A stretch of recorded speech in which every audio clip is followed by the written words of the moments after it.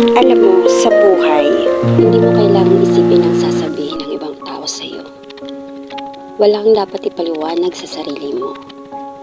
Wala ka rin dapat patunayan sa kanila. Kasangkapan mo lang ang sarili mo. Yes, may time na nakakapagod at nape-pressure sa mga bagay na minamadali mo.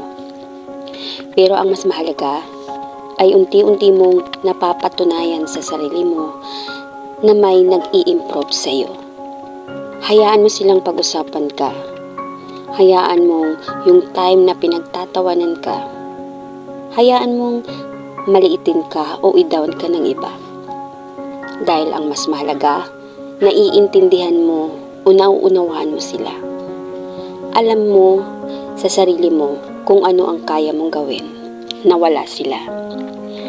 Kahit na walang bilib sila sa iyo, kahit pa sabihin nila ang mga wow mali na ginagawa mo.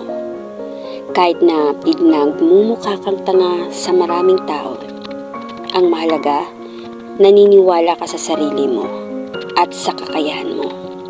Madalas ka mang panghinaan ng loob, pero palagi mong tatandaan, kakampi mo lang ang sarili mo. Hayaan mong may sabihin sa iyo ng hindi maganda. Hayaan mong pag-usapan ka at ikwento sa iba ang mga mali mong nagawa behind your back. Basta ang mahalaga, you are trying to prove yourself na malayo ka na ngayon kesa kahapon. Do not pressure yourself na nag-umpisa ka pa lang. Kumbaga sa sugat ay nasa healing process stage ka. Lahat ay nagdadaan sa proseso.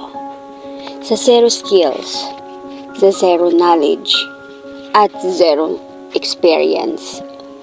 Kaya ikaw, at sa lahat ng mga taong pinanghihinaan ng loob, naniniwala ako sa iyo. Huwag mong hayaan ang takot ang manaig sa iyo.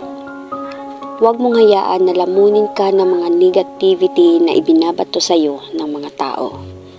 At lalong, huwag mong hayaan na mawalan ka ng tiwala sa sarili mo.